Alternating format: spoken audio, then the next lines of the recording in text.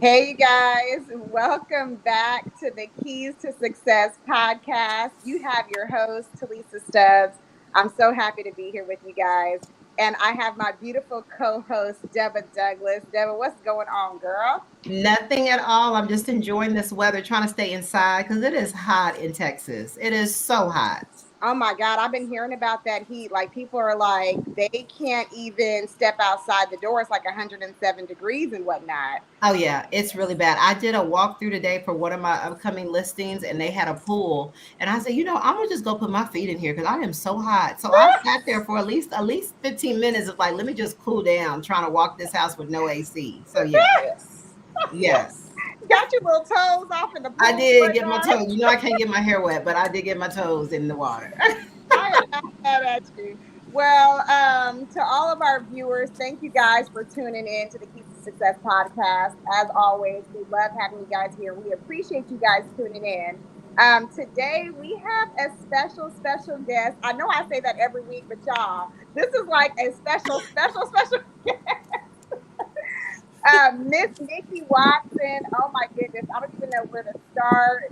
Nikki is a celebrity home stager and designer. Been featured on HGTV, along with so many other awards and achievements, working with celebrities. I mean, the list just goes on.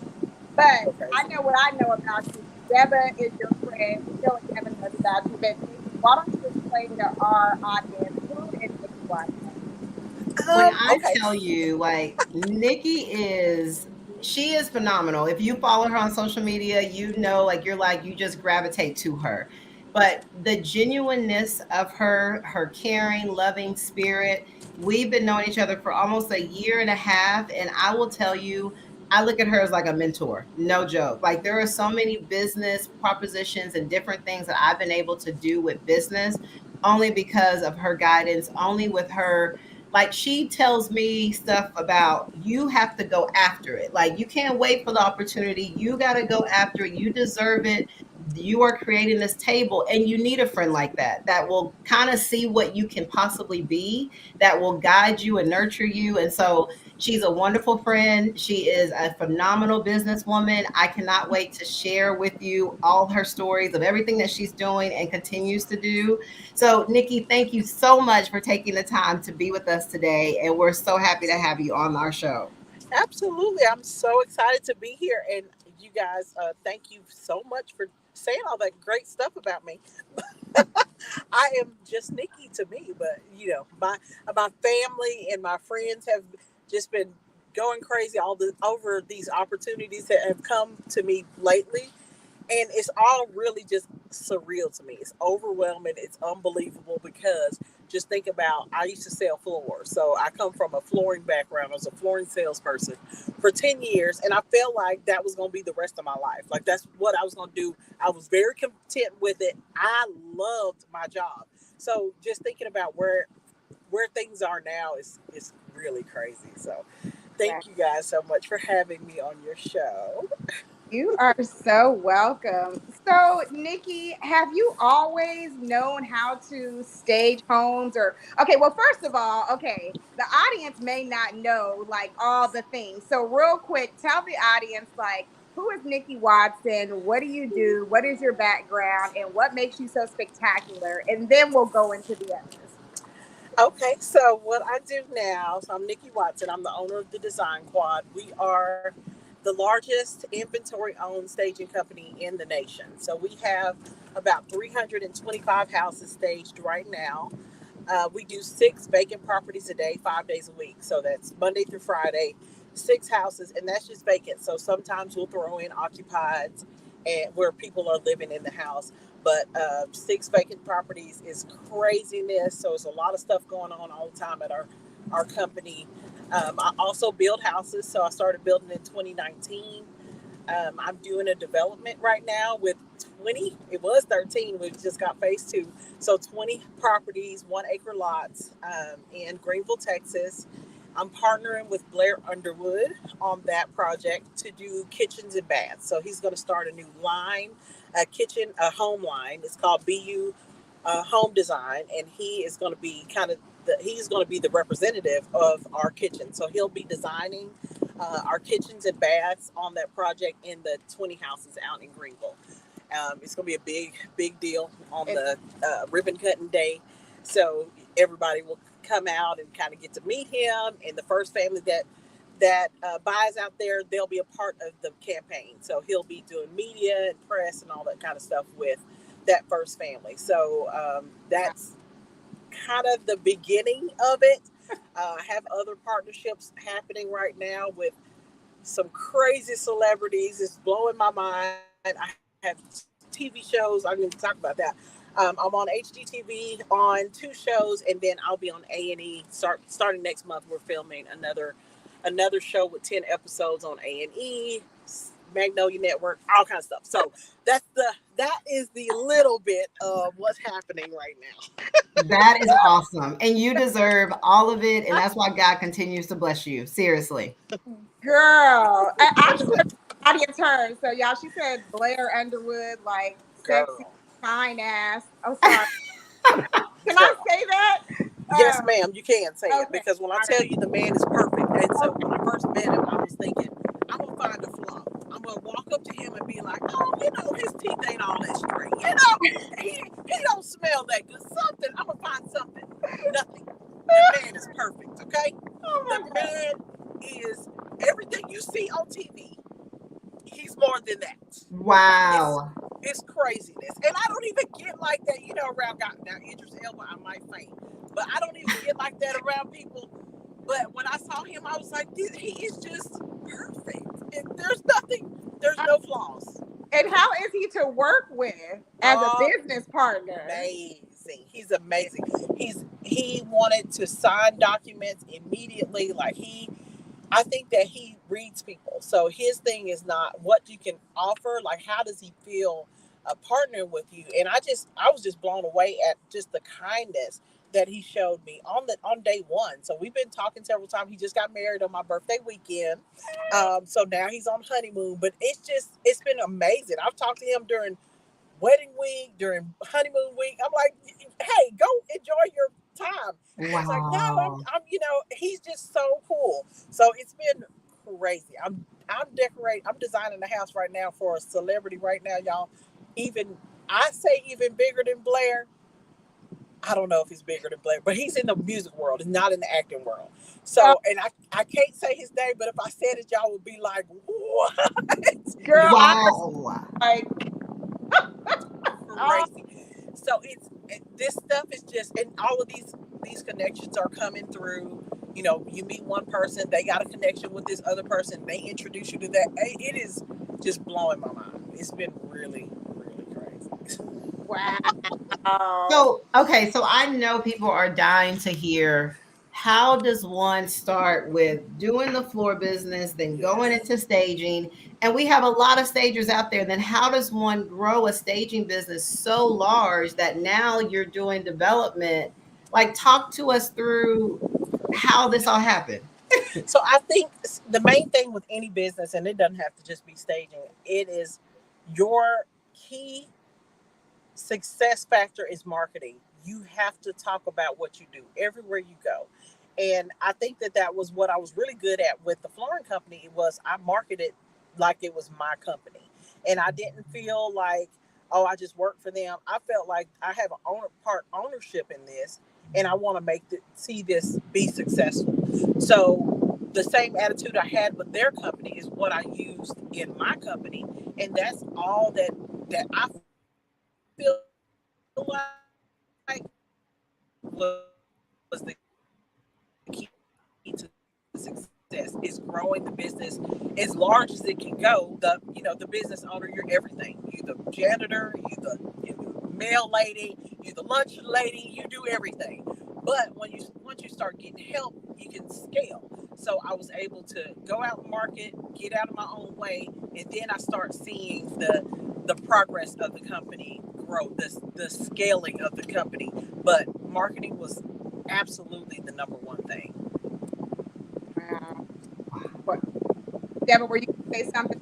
Well, yeah, because I love you just saying that, because one thing that I took from that was, even when you weren't the owner, you were acting as if you were the owner. And that same skill set of you not being like, well, I'm not the boss. That's not my job. That's not what I'm supposed to do. I just do this. That's not how you looked at that job. You looked at that job like, I'm going to run this. I'm going to be part of everything that's going on. And you learned your skill set and things like that. So that when you now the owner, you're like, oh, I've already done this. I did this and that because that's what I've already done. And then I loved how you talked about get out of your own way. Sometimes we hinder ourselves because we still want to feel like no one else can do it better than me. But you didn't do that. You were like, I'm going to hire some people. I'm going to remove myself so that they can do what they love to do and build them up. And then you were able to walk away and do more marketing as they continue to grow the business. How does one learn how to do that? Most people don't naturally do that. How does one learn? Like, how did you know that it was time? I think that, once you get to a certain point in business and you know that if you're kind of dreading, you're at the point where you're kind of dreading going in to do that one thing that you really don't like to do, it's time to give that thing up. So numbers is not my thing. I took a personality test that I don't have any of that. I don't have organized. I don't want to see a spreadsheet. I don't see none of that. So that is not that is not in my personality, not in my DNA. So that's the kind of stuff I was dreading. I was like, oh man, this month I gotta look at these numbers. I don't really want to do this. So that's the time when you'll know when it's time for you to start giving some of that stuff up. So I really didn't feel like I was enjoying the job anymore because I felt like now feel like a job. Now don't feel like fun. So I started to take that non-fun stuff off of me and give it to somebody else. And that brought everything back. And I'm like, okay, I got energy. I can go market. I can do the stuff that I like to do when I took away the stuff I didn't like. Ooh, can I say something really quick, Nikki? Because I feel like as an entrepreneur, we all go through this, right? But I feel like there is a moment in this phase where guilt kind of starts to settle in. Like when you're not doing it, you feel like you should be doing it, and then you don't feel like you're doing enough, and then you try to give yourself more work to do. It's like so how do you know what I'm saying? Uh-oh. Nikki? Did we lose you? It froze a little bit. Okay, say one more time. You said, can you hear me? Yes, okay. Yes. You froze a little bit at the end. You said, how do you balance that, or is that what you're question? Yeah, because there's that middle phase where you know that you need to give something up that you do not enjoy in your business, and you give that thing up, and maybe it's just me, but there's a level of guilt that I feel like is associated with it when that task is no longer on your plate, and you begin to feel like you're not doing enough, or like I'm only doing the fun stuff. Maybe I need to incorporate some more like businessy stuff to make myself seem like I'm being more productive. You know what I mean? Yes, I do. Okay. I do. And you can feel that with other things. So, and just getting creative with it. So I used to try to do, everybody talk about time blocking. So you're time blocking, you're sending emails, you're doing certain things. So if you feel guilty about taking some of that stuff off, I don't feel guilty. But if you take some of that stuff off, you can feel it with something else. So it could be, say you're doing some, I don't like follow up. I don't like follow up. Follow up to me, it feels creepy almost. Yeah. Like you kind of begging people to do something. But oh my God, yes. I had to get better. Right? It's like you are, and I know a lot of salespeople, this is what they preach. They preach follow up. Yep. Which I do see that you can get some business that may have fallen out. But I also feel like if people want to do business with you, they're going to do business with you. And you don't have to ask them over and over again to do it. So follow up to me has always been a thing that I'm like, I'm good.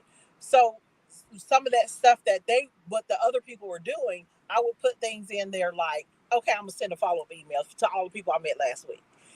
So even filling those spots with something else that you don't necessarily like to do, but you still don't feel that guilt like I'm taking all the stuff out of my day. So you can put things back. So I think it's kind of a balance. I just know that the things that everybody else is doing is not for me. Like I can't do numbers. I can't look at all this stuff. So because we keep up with everything, how many stages we did a week, how many vacants as opposed to occupied, how long these things have been on the market. So we keep up with a lot of data. Yeah. I like it. Yeah. I'll look at it at the end of the year. But I feel like you freed so many people right now. Like you gave us permission. Let it go. Let it it go. go. Let And it it's go. so Let it funny go. because I remember having lunch with Nikki and I was like, how do I do this? Like, I feel like I am burnt from both ends. But how, and she told me just hire some more people. And the people that you've hired, put more on them so that they can do more. And if they can't do it, then they got to go. I mean, she made it so simple. I was like, Right. I have literally been like pinning myself, like, I don't want to ask them because I feel like they're overwhelmed. And she's like, no, like if they're going to work and work with you, they should be able to do more so that you can do more. And in turn, everybody's going to make more. And That's true. this was a struggle for me too. Deborah, you helped me with this, to be honest, because me seeing how you operate with your VAs, I'm like, oh, okay, so it's like not anything that you do not ask them to do. Okay, cool. So Yes. now I know any little thing that I need that I feel like I just really don't care to do. Yeah. And they get it done so quickly and efficiently and with a smile. And it's just like, oh, okay, everybody. Yes. Yeah. Yes. Yes. It works out so good, and Deborah for sure helped me with that, with just extra stuff. So my girls are in the office. I say girls, everybody in the office are, we're busy. We are, there's a lot of pick houses that need to be picked up. There's a lot of houses that are going out. There's, hey, what's the lockbox over here? So they're busy doing stuff all day, and that extra stuff sometimes they can't get to it. So I lean on Deborah and say, hey, I need extra help for, sending out calls or sending out voicemails or sending out emails. So using a VA is 1,000% what people should be doing, because there's a lot of just daily tasks that'll slip through the cracks. Ooh, Yeah.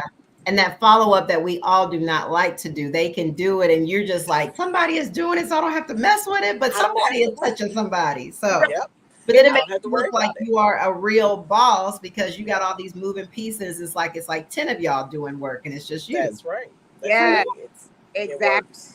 Deborah, I'm not sure if you know that your screen is frozen, but we see a beautiful smile I anyway. do. Yes. I'm like, what is going on with my internet? But hey, at least it's a good smile It's a picture. beautiful Yes, it's cute. Yeah, you look. I was thinking that was her background. Like she just froze it like that. That was cute. Nikki, she woke up like this. Right? She like, I hey, wish, right? cute.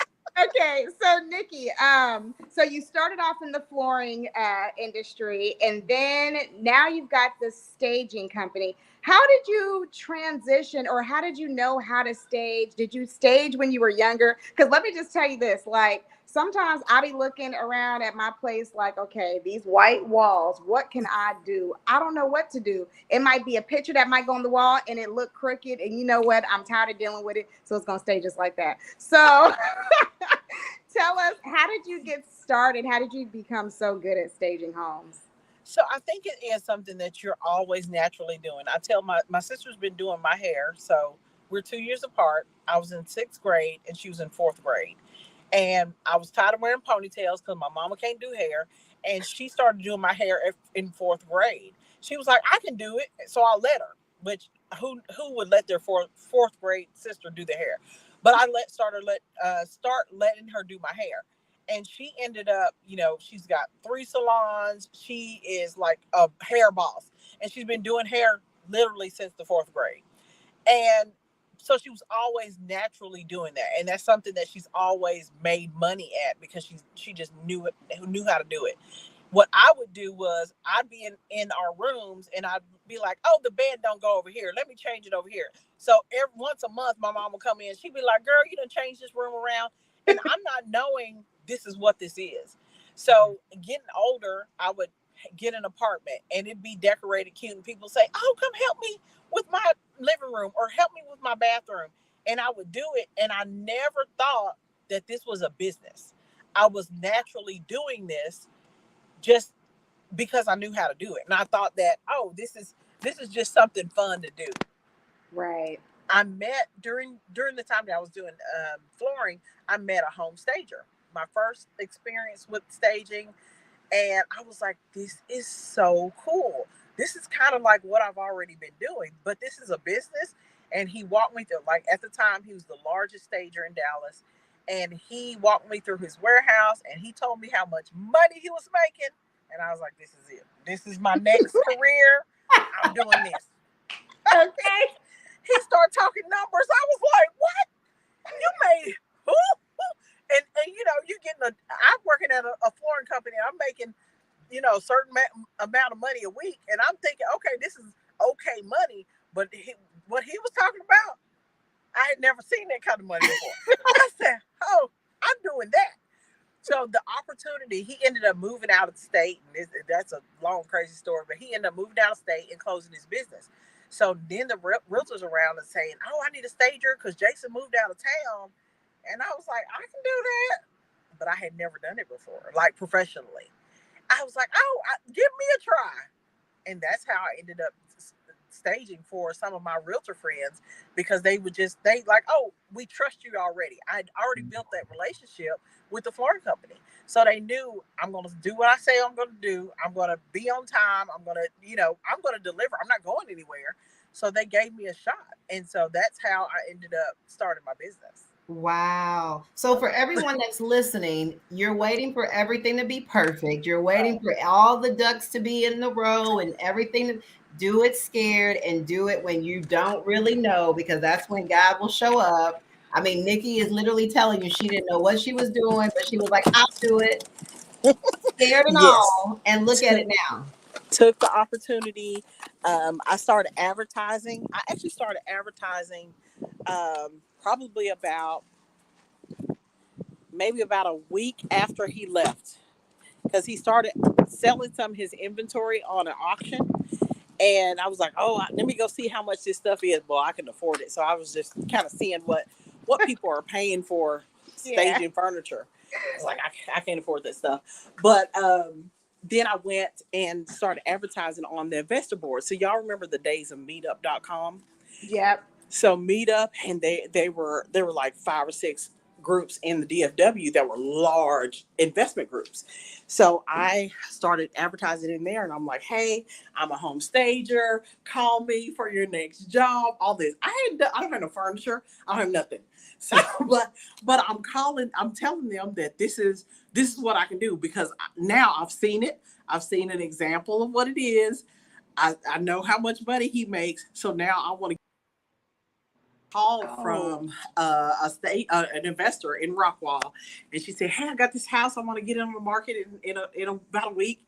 And I was like, "Okay, I'll come over there." And I went and gave her an estimate. It was probably a very low estimate because I didn't know what to charge, and she hired me, and that was it. That was my first job, and I didn't have a contract. I didn't know what to charge her. I didn't know where I was going to get this furniture, but I was going to make it happen, and I did. Ooh, Wow. that is so, man, it's a couple of things I need to hit on right there, because number one is there was an opportunity, and we talk about this, Deb, but we talk about how there only being just a window, Yeah. and how God will keep this opportunity open for so long before the opportunity shuts. That's So, right. Nikki, you saw this opportunity where this, really well-known stager was going to be leaving, and you were like, "Oh, that's a problem. I'm going to solve this problem," because that's what we do as entrepreneurs. We see a problem and we solve it, and that's the way that we make money. But then not only that, you already understood the importance of marketing. Yeah. So before you even got started, you're reaching out to agents, reaching out to people. "Hey, I can do this. I can do this." Mm-hmm. So by the time the opportunity actually came, you had already done all your due diligence, so that it was like a perfect, like, economic system for your success. Yes. I just, wow, that's amazing. It's amazing because I feel like a lot of the time we see these opportunities and we approach them with fear. Oh Well, dang, gosh. I don't have the furniture, Yep. or I've never done this before. I don't have the pictures to show them no before and afters. What if they ask me for references? Who Yeah. will I? And you conjure up this entire narrative in your mind that it's impossible. Right. And now here you are, like HGTV star, multimillionaire, and all because you decided to take a risk Yeah. on yourself, bet on yourself. That's That's true. amazing. That's true. Yeah, I didn't, and I hear a lot of people say, "Oh, I don't have the money," or "Oh, I don't have the whatever. I'm not ready. I got to get all my paperwork together." It's none of that. People really don't care about any of that. If you have what it takes to get the job done, that's all it takes. Yeah. If you just have to believe enough to say, "I can do this," and you're going to be my example. I'm going to show you, and then you're going to be my biggest fan. Mm, That lady was my number one fan. She told all her investor friends about me, and I got lots of business from that one house. wow. So, and Deb, I'm gonna let you chime in too, but I just have to know. So, Nikki, I'm pretty sure that people started coming to you, and how did you scale so quickly with all the demand? Because I can imagine you weren't able to take all those jobs. It was crazy. So yes, in the beginning, I was really just kind of going case by case. I still had a job, so I was doing this on the weekends and evening times. So I wasn't doing all the jobs. So if it was far, like say if it was in Fort Worth and I lived in Roy City at the time, then I would send it to somebody else. But now we go everywhere. So we got stuff down in Waco and Cedar Creek Lake and all kind of places. So we pretty much do the whole metroplex. But in the beginning, if I didn't feel comfortable, if it was over a certain dollar amount, so say if it was like a $4 million house, well, I probably don't have that kind of furniture, so I'm gonna pass that on. So those kind of things, and which I think that worked in my favor because those people that I was sending business to would send me business back. So I would say, hey, I'm all the way in Rockwall County. I can't get to Fort Worth. I can't get to Tarrant County. Can you do this job for me? And next time you have somebody on my side, just remember me. I wouldn't be like, hey, you owe me, but I would say, if you have anybody on this side of town, I'll be happy to take care of them. That Right, kind of thing. right.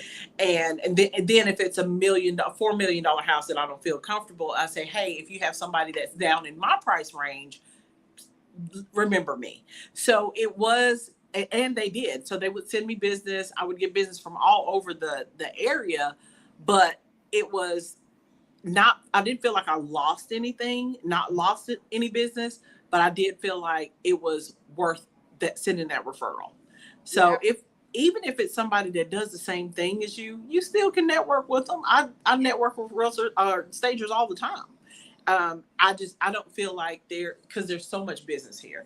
Yeah. For us to be as busy as we are, people are like, how are you doing that many? Of course, because we have a different pricing structure and things are different in our business. But to see 6 stages a day every day, that means there's a lot of business to be had. Right. So competition is, for me, I don't worry about competition because there's so much business in this area, in any area market that has a strong market. Dallas just happens to be a big area, and we have a good market, real estate market, but there's so much business out there. So I don't worry about competition. I feel like everybody has a customer and your customer is yours. Yeah. Absolutely. And I wanted to find out, Nikki, because I mean, obviously you have a team, right? And a lot of us are in the process of building our teams, myself included. Mm-hmm. And so, as you're building out your team, what does that process look like? How did you go about getting the people that you have now? And how do you ensure that everybody is working in the areas that align with their strengths the most? That's the easiest, kindest way I can say it. Yes, that's a great question. So The way that I hire is a little bit different. So I am a second chances person. So to make a very long story short, my sister and my sister has a very unique story. So she went to prison for 3 years, and I had her children for 3 years. And so there's a ministry here in Dallas called Exodus Ministries, and it is ladies that are leaving prison or rehab, and they go to this apartment complex. It's a complex, and they all live there with their children. When I first heard about this place, I was volunteering there, and I was like, oh, this is kind of our story. Had I not been available to get her children, then she would have been, they would maybe been with a grandparent or somebody else, and then she would come to a place like this. They would live in this place. So I felt very connected to this ministry. My first employee I hired from there, Exodus Ministries. And when I got there, I was thinking, even before I went there, I was thinking, who could use an opportunity to build a different life? And Exodus popped in my head first. And I needed somebody to do the contracts and the invoices and, the customer service part. And I needed somebody that was going to take this opportunity super serious and somebody that I can build this business with. And I went straight there. I hired a young lady there. And if I wrote down on a piece of paper every qualification that an employee should have, loyalty, organization, just all the things that people in big corporations look for in an employee, she had all of those things. She just had, a background. And a lot of times people with backgrounds can't get jobs, especially working around money, finances, those kind of things, because people don't give them chances. They can go to fast food, but they can't really work for a company. So, or, an office, those kind of jobs, people just don't give them chances. So went there, started there, and that kind of catapulted the way that I hired. So I give everybody a personality test to kind of see what their strengths are. Like I said, I don't like anything paperwork, but people that I hire all have to have that, because I don't have any of it. So even if you're working in a warehouse, you have to have some sort of organization. You have to have some sort of something that you like. You like Excel spreadsheets. You like accounting. You like those kind of things that I don't have. So that's how I hire, is looking at what my strengths are. I'm a creative, so I'm a creative and a social. I'm gonna go talk to somebody all day, and I'm gonna create. I can be in here painting. I can do all this other kind of stuff, and all the hard work is for somebody else to do. So that's how I hire somebody that's gonna like that stuff. I also like to have fun, but they like the stuff that I just cannot handle all day. So that's kind of my strategy. I have people do a DISC profile, so DISC, the personality profile. They take the test, and then I can see how to place them. So I have Myrna. She came from the school district. A friend of mutual friend of ours referred her to me, and she was like, oh, she wants to be in the staging industry, but she ended up being really good at running our flooring department. So we have a flooring and remodel department. She speaks to the installers, to all the contractors, and she's super organized. She just whips us up in shape. She's like, hey, this needs to be done. This needs to be paid. So she's very good at that. So she ended up in that department, but that's where her personality profile ended up. So that's kind of how I determine where they go, and how I hire is kind of people that are not necessarily looking. Like, I don't go on LinkedIn. I will look for somebody, and I'll ask friends, hey, who do you know that is having trouble keeping a job, or having trouble finding a job because they have something on the background. So that's kind of my strategy. Wow, the second chances concept. Deborah, were you going to say something? Because I can. Yeah, that is so powerful. Because I feel like, man, like that's how I find my tenants. Like, I want to find someone that has a rap sheet, something that causes them to make it harder, because not everybody is willing to help that population, right? Yeah. So just to hear that speaks so much volume of what you're doing and how much you are able to change the lives of so many people. Yes, that's awesome. I It's want to know important. what, because some of us out here, we would be willing to go to some ministries to find some staff. So what is even the process like? So usually I just go. So this had never been done before, I don't think, for Exodus.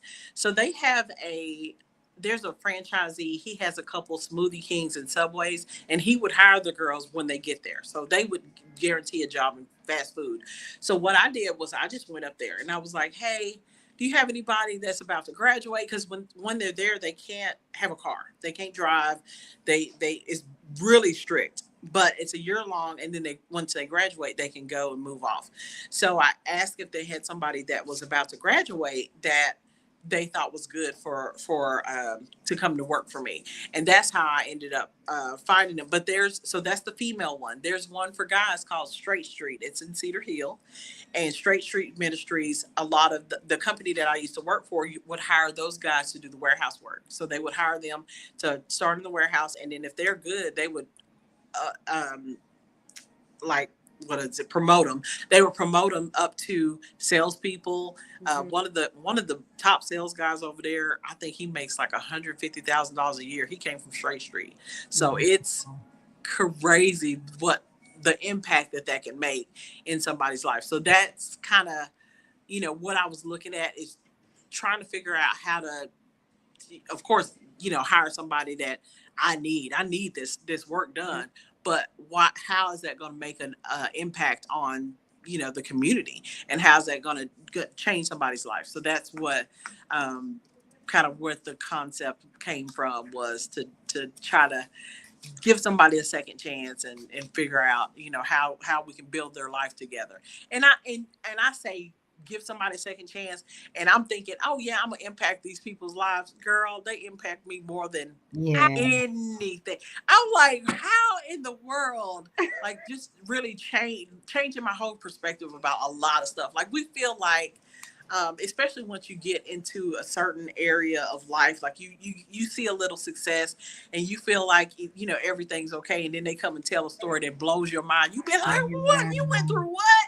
So it's very, very rewarding, I think, to just to see life through somebody else's eyes. I love it. Wow. And Nikki, the thing that I love about this, because and I don't know if you're a believer or not, but okay.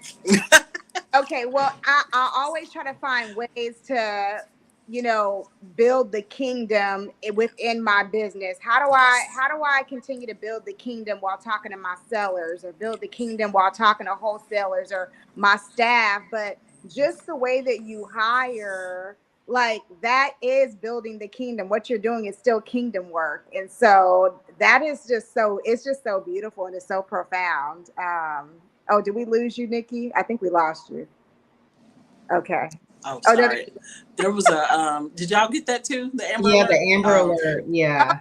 Oh, I didn't get it. Oh, I'm not in Texas. Oh, okay. Yeah, it just popped up on our phones. So I do have a question. So tell us, how does one start with the flooring, staging, and now we're building a subdivision? Like, how do we transition to that?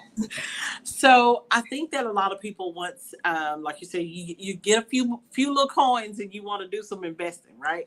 So a lot of people do rehabs, and rehabs are fine. Rehabs are amazing, and I heard people make lots and lots of money. But I was kind of always afraid of doing a rehab, because you remember I started marketing to investors first. So my first contacts and clients were investors, and I would sell floors to them, and they'd be like, oh yeah, I just lost $50,000 on a rehab. I'm like, lost $50,000? What? And I've never even seen that kind of money. How do you lose $50,000 and be okay with it and come back and try to buy another house? What? So I always was afraid of that. So I was introduced to building new construction, and my cousin and we were like, okay, he's a builder. He's worked for builders, and he said, oh yeah, I can teach you this process, and then we can be partners on it. You be the money, and then I'll teach you how to build. So he did that, and we built a couple together, and then I went out on my own and built a couple. And then a guy came to me and said, well, actually an agent came to me and said, hey, I got this land. Do you want to buy it? And I'm thinking, you know, how much? I can probably buy a few acres, but not like the whole thing. So it was 16 acres in Greenville, Texas. And the lady was selling for 22 an acre. I'm like, yeah, I think I can do something with that, but I don't know how to do streets. So I'm just kind of playing it by ear. So I never told her, yeah, I was going to buy it. I just thought, okay, if she's willing to break it up, I can probably buy a couple and then I'll figure it out later. She went back to the lady and told her that I can buy a couple. And the lady said, well, tell her she can buy 3 and I'll just owner finance the rest of it to her. Like, what? Lady had never talked to me on the phone. She didn't know me. She didn't know nothing about me. I'm like, okay, well, let me figure this out. And I talked to a guy that came to my office that just wanted to meet me. And he was a developer. And he said, hey, I told him about it. He said, I can teach you how to do it. So we partnered on this development and it was 16 acres, 15.8 acres. And we're doing 13 1-acre lots. And 2 days ago, or Friday, we got 10 more acres on the other side of the land the lady is selling us. So we got a phase 2 and adding 7 more houses. So just saying yes. I've learned to say yes to opportunities nowadays because you never know what's going to come out. I don't even like partnerships. So when he asked me to partner on it, everything within me was like, no, don't do it. And I'm so glad I said yes because it's been amazing. He's the smartest guy I know, like super numbers. He knows the numbers. Girl. Okay, when you find them, you better hold on tight. When I was like, it's 16 acres, and you know, I'm just talking to him, and I said, yeah, it's 16 acres, and you probably can put about 14, 15 houses. He spit out some numbers to me, and he started talking about millions and millions. I said, what? Oh yeah, but it was just a drop of a hat. He did not even blink. He started rattling off these numbers. I said, oh yeah, he's the one. He's the one. He's the one. So wow. he knew all, and it's accurate, literally down to the penny. He told me how much we can make, how many houses, all of this stuff, and knew it before the engineers even looked at it. Wow. Like, amazing. So I mean, he's been awesome. Him and my husband been over there to that land all the time. They go back and forth. It's so crazy, but it's been really fun. And learning the development side, I feel like that may be, probably my next career, doing more developments, because it's easier than I thought it would be. But it's very, you have to be very organized. You got to have somebody on your team at least that is. So yeah. He is that person. He loves numbers. He's keeping up with everything, and I'm just really, my part is more on the design side. So I'm doing the plans for the model, design the kitchens and the bathrooms, and just adding those kind of things. But it's been very interesting. But that came out of these opportunities, building this business, looking for what's next. So I think everybody needs to always be looking for, what's next? What are you doing? Not that I'm bored. I'm not bored at all with staging, but right. Just adding on to what you're doing. Yeah. And talk to us about how you overcome fear, because I'm sure thinking about this development, thinking about partnering after you've already like, I really don't want to do this. What are some things that Nikki Watson does when she is feeling fearful? What does that look like? So I'm not afraid of a lot of things, especially when it comes to business, because I say, if you try it, I mean, there's nothing that can happen but you fail, and you just start over. I have started so many businesses. My sister and I we say serial entrepreneurs. So we've started businesses. I remember our first one together. We were in Pleasant Grove. So we're from Pleasant Grove. We're from the hood, Talisa. We're from the hood of Dallas. And there's a little shopping center they call the Bazaar. And we woke up one day and was like, hey, we want to open a jewelry store. So we came up with a name that same day. We had our dad come and build the store out. It was called Diamonds and Girls. From the day that we had this idea, 2 weeks later, we were open for business. Wow. 2 weeks. We were like, yeah, we were going shopping, come down on Harry Hines. We were getting all of our stuff, all of our all of our jewelry. We was yes, 2 weeks. How old were you guys? 20, probably 23 and 25. Wow. Yeah, our first business. So I mean, I think that we've always we started a girl crazy stuff. So we had a right after that we had a music video, music. What would we call it? It's kind of like a music magazine, almost like the blogs that are online now. Yep. It was called The Turntable. And we would go to different places and interview all these artists. We went to the Source Awards. We were in Atlanta at Outcast Studio. Like we were doing crazy stuff. Interviewed all these people, David Banner, and just stuff was happening. And it was like we were just getting these connections. We would just travel like all over the place, like interviewing these different artists. Went to New Orleans, had just the time of our life with some of the No Limit, like just crazy stuff was happening. But that was just a business. We sat down one day talking about a restaurant, and this magazine came out of that restaurant idea. And probably in a couple of weeks too, we were Turntable magazine and traveled literally everywhere. And people still are talking about this magazine. Like wow. If you say our names, they'll be like, "Oh yeah, Turntable." What? Wow. Yes. That is for real serial entrepreneurs. Crazy. Like, there's no fear. It's like, let's try it. If it don't work, we learn, pick it up, and move on. And do something else. Yes, we do not let anything.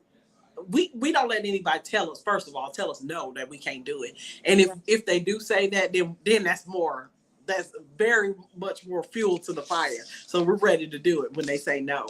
I think that we just come up with a lot of ideas and we're just willing to try it. So I think that people get in their own head. And I think, Talisa, you said that before, they have all these scenarios about what if, and we just don't do that.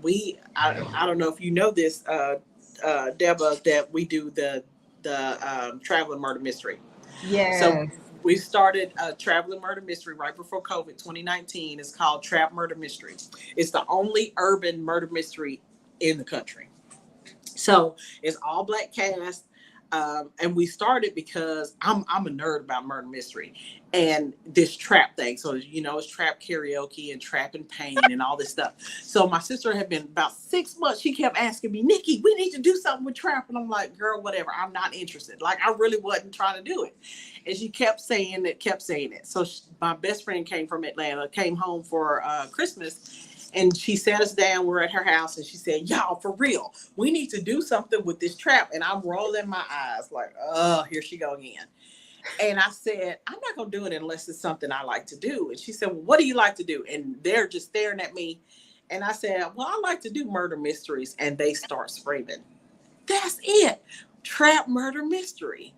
And when I tell y'all, we have had people reach out to us, like all kinds of people. Yes. Trying to get, we've had talks with big people about Trap Murder Mystery being on Netflix, being on all kinds of places, because we came up with this idea. So the idea came on, we were at my sister's house. It was Christmas time, right before the beginning of the year. So maybe December 29th.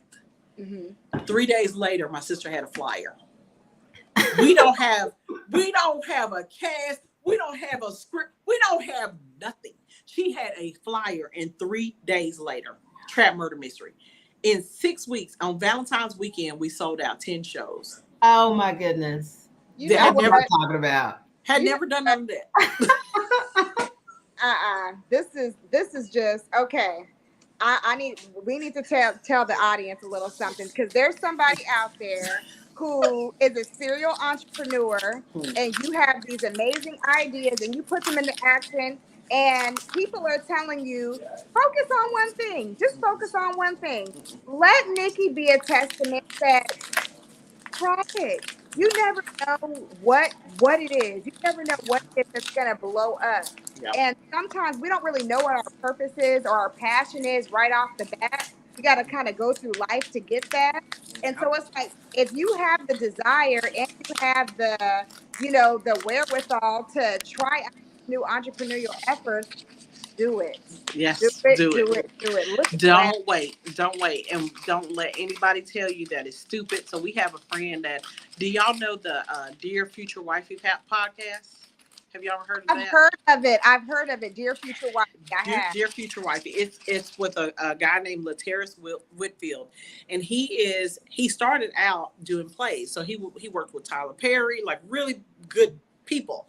And he is a good friend of ours. He actually graduated with my sister. So we told him we were doing this, and he's a professional in the theater world. We'd never done anything like this before. And he came to our first set of shows. Like I said, we sold out the 10. And he said that he knew that it was going to be a flop. He had practiced his speech to us after the show in the car on the way there to tell us that it wasn't good. He still loved us, but this wasn't a good production. When he got in there, of course, it's serving dinner, so everybody gets their dinner first. They sit down, the comedian starts it off, and then the show starts. Somebody dies. The detective was walking them through the scene. It's funny. It's serious. It's funny. It's a lot of drama. It's just every emotion. Every time something happened, we could hear him he's the loudest person in there. He's laughing the hardest. He's gasping. He is enjoying this thing. And he came up to us and told us exactly what he was going to say. He said, y'all, I had a speech prepared to tell y'all that this was garbage. Wow. He said, I had to check myself. He said, y'all have blown me away. I have never seen anything like this. This is the best production I've ever seen. He said, y'all ain't never did this before. Wow. Well, that means a lot from us. So the guy that's on that podcast, he is very popular right now, streaming everywhere. But he's the one that basically gave us, he was like, y'all got something. So we've sold out over 100 shows of this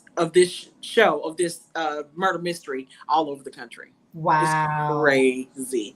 But he told us, he was like, hey, y'all had never done this, and I just knew it was gonna be horrible. I just knew it was gonna be bad. Girl, are you kidding me right now? No, he told us.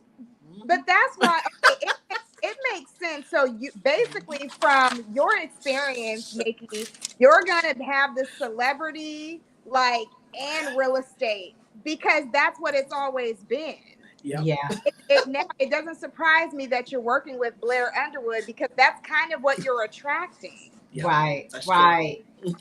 Right. And you're so inspiring to listen to, because you just do it. Like, you don't worry about all the naysayers. You don't worry about anything. You don't even give yourself an opportunity to think about what you're doing. You're just like, let's just go. Let's just do it. Right.